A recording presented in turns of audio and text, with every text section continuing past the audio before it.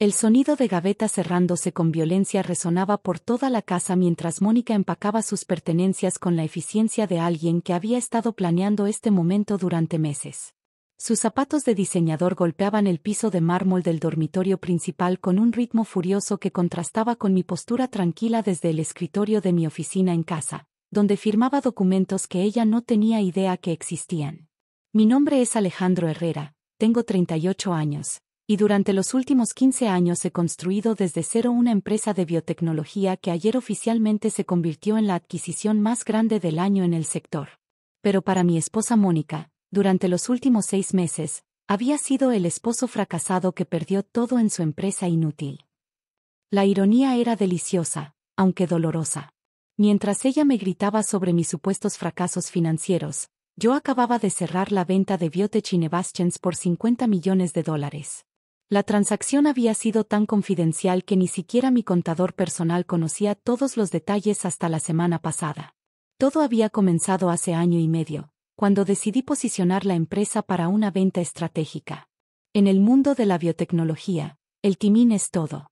Habíamos desarrollado 3 patentes revolucionarias para tratamientos de diabetes que las grandes farmacéuticas estaban disputándose en silencio. Sabía que el momento adecuado para vender había llegado, pero también sabía que el proceso sería largo, complejo, y requeriría absoluta discreción. Lo que no anticipé fue cómo Mónica interpretaría mi necesaria cautela financiera durante el periodo de transición. Durante 18 meses, había mantenido un perfil económico bajo deliberadamente. Los compradores potenciales investigaban todo: nuestro estilo de vida, gastos personales, cualquier señal de que pudiera estar desesperado por vender. Había reducido gastos innecesarios, cancelado vacaciones extravagantes, incluso había vendido el Porsche y lo había reemplazado con un Volkswagen usado. Mónica había interpretado estos cambios como señales de que la empresa estaba fracasando. Ya no puedo más, había comenzado a decir durante las cenas silenciosas de los últimos meses. Mis amigas preguntan por qué ya no viajamos, por qué cancelaste la membresía del club de golf, por qué conduzco un coche de 6 años. Cada vez que intentaba explicarle que era temporario, que había razones estratégicas para ser discretos con los gastos, ella me cortaba con esa risa amarga que había aprendido a odiar. Razones estratégicas, repetía. Eso es lo que dicen todos los hombres cuando fallan en los negocios. Lo que realmente me dolía era que Mónica nunca había mostrado interés genuino en entender mi trabajo. Durante 5 años de matrimonio, había reducido mi empresa a algo con laboratorios y mis logros profesionales a jugar con químicos. Cuando ganábamos contratos importantes, asumía que era suerte. Cuando enfrentábamos desafíos normales de cualquier empresa en crecimiento, proclamaba que era incompetencia. Pero lo que más me había lastimado era descubrir, hace 3 meses, que había estado viendo a Gustavo Mendoza, un desarrollador inmobiliario que heredó el negocio de su padre y cuya idea de trabajo era jugar golf 3 veces por semana mientras sus empleados manejaban todo. La primera señal había sido su nueva obsesión con el gimnasio. Mónica nunca había sido atlética, pero de repente necesitaba clases de pilates todos los martes y jueves por la tarde. Luego vinieron las salidas nocturnas con amigas que nunca conocía, y finalmente, los mensajes de texto que guardaba bajo contraseña. No la confronté. En lugar de eso, contraté discretamente a un investigador privado. Las fotos que recibí 2 semanas después me confirmaron lo que ya sabía. Mi esposa de 5 años estaba teniendo una aventura con un hombre cuyo único mérito era haber nacido en la familia correcta. Gustavo Mendoza era todo lo que yo no era en términos superficiales: heredero, ostentoso, sin compromisos reales más allá de mantener las apariencias. Conducía un Ferrari rojo que había sido regalo de su padre por su 30º cumpleaños, vivía en un penthouse que nunca había pagado, y su idea de éxito empresarial era cobrar rentas de propiedades que no había construido. Durante las últimas semanas, mientras yo finalizaba los aspectos legales más complejos de la venta de mi empresa, Mónica había intensificado sus ataques. «Mira a Gustavo», había dicho hace una semana durante la cena, mostrándome una foto de Instagram donde él posaba junto a su coche deportivo. Eso es lo que significa tener éxito real. Heredar una empresa. Había preguntado sin levantar la vista de mi ensalada. Saber cómo mantener un estilo de vida. Había respondido con veneno en la voz. No como tú, que cada mes tienes una nueva excusa sobre por qué no podemos hacer nada. Esa mañana, cuando llegué de la oficina después de firmar los documentos finales de la venta, encontré a Mónica en el dormitorio con 3 maletas abiertas sobre la cama. Sistemáticamente estaba transfiriendo su ropa del closet a las maletas, con movimientos mecánicos que sugerían que esta decisión había sido tomada hace tiempo. ¿Vas a algún lado?, pregunté desde la puerta, manteniendo mi tono neutral.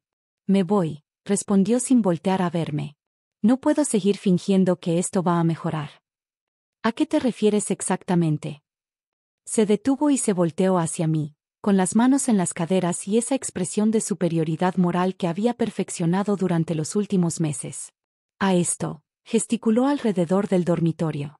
A vivir como pobres cuando antes teníamos una vida decente. A tus constantes promesas de que las cosas van a mejorar cuando claramente no tienes idea de lo que estás haciendo. Entiendo, dije, sentándome en el sillón junto a la ventana. ¿Y cuáles son tus planes? Por primera vez, dudó ligeramente. Voy a quedarme con una amiga por ahora. ¿Gustavo Mendoza? Su rostro se puso rígido. No sé de qué hablas. Mónica, dije suavemente, hemos estado casados 5 años. ¿Realmente crees que no me he dado cuenta? Ella levantó la barbilla desafiantemente. Si lo sabías, entonces entiendes por qué me voy. Porque encontraste a alguien con más dinero. Porque encontré a alguien exitoso, me corrigió. Alguien que puede mantener a una esposa como se debe. Alguien que no me hace pasar vergüenzas frente a mis amigas. Continué observándola mientras doblaba meticulosamente una blusa de seda que le había comprado en nuestro primer aniversario, cuando la empresa apenas comenzaba a despegar y cada peso extra era una inversión significativa. Estoy cansada de vivir con un perdedor, explotó finalmente, tirando la blusa dentro de la maleta sin cuidado. Me voy con alguien que sí tiene éxito. Su voz había subido hasta convertirse en un grito, con toda la frustración y el resentimiento de los últimos meses saliendo de golpe. Su rostro estaba enrojecido, sus ojos brillaban con una mezcla de rabia y liberación. Me quedé sentado, observándola calmadamente, sintiendo una extraña sensación de alivio. Durante meses, había estado cargando con la culpa de no poder explicarle la situación real. Durante meses, había soportado sus quejas y ataques mientras protegía una transacción que podría cambiar nuestras vidas. Ahora, escuchándola reducir 15 años de mi trabajo a la palabra perdedor, finalmente entendí que el problema nunca había sido mi situación financiera. Saqué de mi maletín la carpeta que había traído de la oficina y la abrí sobre mi regazo. Los documentos oficiales de la venta estaban ahí, con firmas frescas y sellos que los hacían legalmente vinculantes. Entiendo perfectamente, dije tranquilamente, mientras comenzaba a revisar los papeles.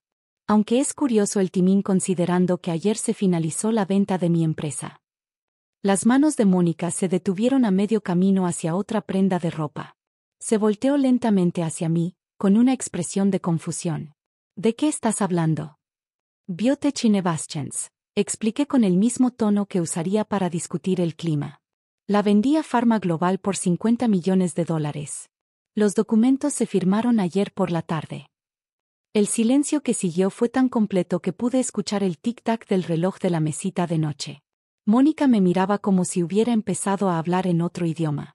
Eso no es posible, balbuceó finalmente. Tu empresa estaba fracasando.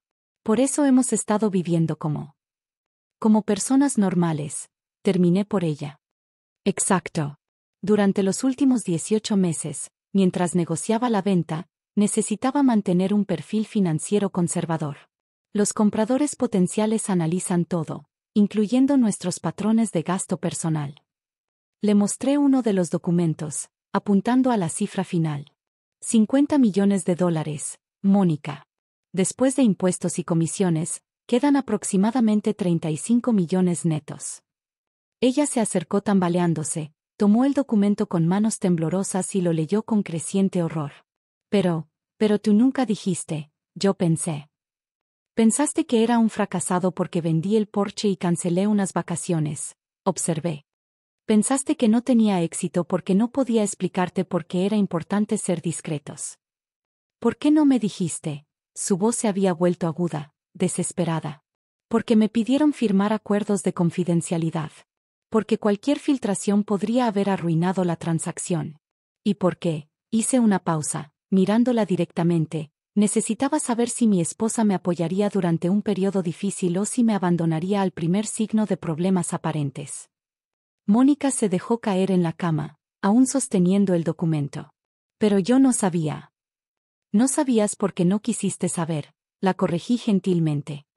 Durante 5 años, cada vez que intenté explicarte mi trabajo, cambiabas de tema. Cada vez que mencioné que había desafíos empresariales que requerían paciencia, asumiste incompetencia. Pero si me hubieras explicado. Te expliqué que había razones estratégicas para reducir gastos temporalmente. Te dije múltiples veces que era una situación transitoria. Tu respuesta fue buscar a alguien más. Se quedó en silencio, leyendo y releyendo el documento como si las palabras fueran a cambiar. Gustavo, murmuré, más para mí mismo que para ella, debe estar esperándote en su penthouse rentado, preguntándose cuándo va a poder conocer a su nueva novia millonaria. La cara de Mónica se puso pálida. Alejandro, podemos hablar de esto. Fue un error. El error fue irte, o fue no verificar mi cuenta bancaria antes de hacerlo. No respondió. Me puse de pie y caminé hacia la ventana, observando el jardín que había diseñado durante nuestro primer año de matrimonio. ¿Sabes qué es lo más triste de todo esto, Mónica? ¿Qué? Preguntó con voz pequeña. Que si hubieras esperado una semana más, habrías sido la esposa de un multimillonario. Pero en lugar de eso, elegiste ser la amante de un heredero endeudado. ¿Endeudado? Sonreí sin humor. Los investigadores privados son muy minuciosos. Gustavo Mendoza tiene más deudas que activos. Su empresa está a punto de declararse en bancarrota, y la única razón por la que mantiene su estilo de vida es porque su padre sigue pagando sus cuentas. Vi el horror crecer en sus ojos mientras procesaba la información. Pero su Ferrari, su penthouse. Financiados hasta el tope. Su padre está muriendo, y cuando eso pase, Gustavo va a descubrir que heredar una empresa quebrada no es lo mismo que heredar riqueza. Mónica se puso de pie bruscamente, caminando de un lado a otro del dormitorio. Alejandro, por favor. Podemos arreglar esto. Fue un momento de debilidad. Un momento, levanté una ceja. Mónica, has estado viéndolo durante 3 meses. Has estado planeando irte durante semanas. Esto no fue un momento de nada. Pero ahora que sé la verdad. Ahora que sabes que soy rico quieres quedarte, completé. Exactamente como Gustavo te va a dejar cuando descubra que ya no eres la esposa de alguien con dinero. Tomé mi teléfono y marqué un número. ¿Licenciado Martínez? Soy Alejandro Herrera. Necesito que prepare los papeles de divorcio. Sí, lo antes posible. No, gritó Mónica, arrebatándome el teléfono. No puedes hacer esto. Claro que puedo, respondí calmadamente, recuperando el dispositivo. De hecho, considerando que nuestro matrimonio fue antes de que la empresa tuviera valor significativo, y que la venta se finalizó después de que comenzaras tu aventura, legalmente tienes derecho a muy poco. Eso no es justo. No es justo, repetí. Mónica, me dijiste que era un perdedor. Me abandonaste porque creías que no tenía éxito. Me engañaste con otro hombre porque pensaste que él tenía más dinero. ¿Qué parte de mi respuesta te parece injusta? Pero yo soy tu esposa. Eras mi esposa, la corregí. Ahora eres la ex esposa que descubrió demasiado tarde que el amor tiene precio, y que el precio no es lo que pensaba. 3 horas después, Mónica había terminado de empacar. Sus maletas estaban junto a la puerta, y un taxi esperaba afuera. Había pasado la mayor parte del tiempo llorando y suplicando, alternando entre promesas de cambiar y amenazas legales vacías. Una última cosa, dije cuando llegó a la puerta. Gustavo te está esperando en el Marriott del centro, ¿verdad? Habitación 1247. Se quedó helada. ¿Cómo? Los investigadores privados, ¿recuerdas? También sé que le dijiste que eras la heredera de una fortuna familiar. Va a ser una conversación interesante cuando le expliques que en realidad eres la ex esposa de un científico exitoso que te dejó por infiel. Alejandro, por favor. Que tengas una buena vida, Mónica. Espero que Gustavo valga la pena los 50 millones que acabas de perder. Cerré la puerta y la observé desde la ventana subir al taxi. Su teléfono sonó antes de que el coche se alejara de la entrada. Probablemente Gustavo, preguntándose dónde estaba. Esa noche, solo en mi casa por primera vez en 5 años, abrí una botella de champán que había estado guardando para celebrar la venta de la empresa.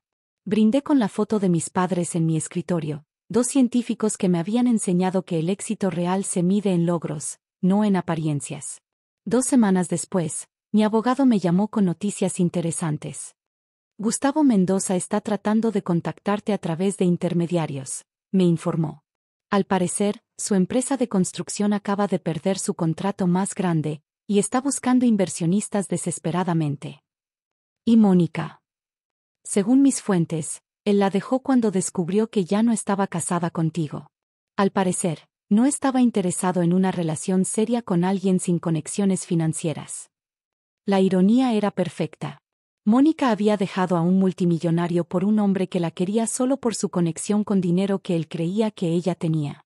Un mes después, mientras firmaba los documentos finales del divorcio, mi abogado me entregó un sobre. Mónica quería que te diera esto, dijo. Dentro había una carta de 3 páginas, llena de disculpas, explicaciones y súplicas para una segunda oportunidad. La última línea era particularmente memorable. Ahora entiendo que nunca valoré lo que tenía. Doblé la carta y la guardé en mi escritorio, no por sentimentalismo, sino como recordatorio. Un recordatorio de que el verdadero carácter de las personas se revela en los momentos difíciles, y que el amor genuino no viene con condiciones financieras. 6 meses después, Biotech Innovations bajo su nuevo propietario había lanzado el primer tratamiento comercial basado en nuestras patentes. Mi nombre aparecía en las noticias como el científico innovador detrás del avance médico más importante del año. Esa noche, recibí un mensaje de texto de un número desconocido. Vi las noticias. Estoy muy orgullosa de ti. ¿Podríamos hablar? No respondí. Algunas puertas, una vez cerradas, deben permanecer así. En lugar de eso, me concentré en mi nueva empresa, una fundación que financiaba investigación médica en universidades públicas.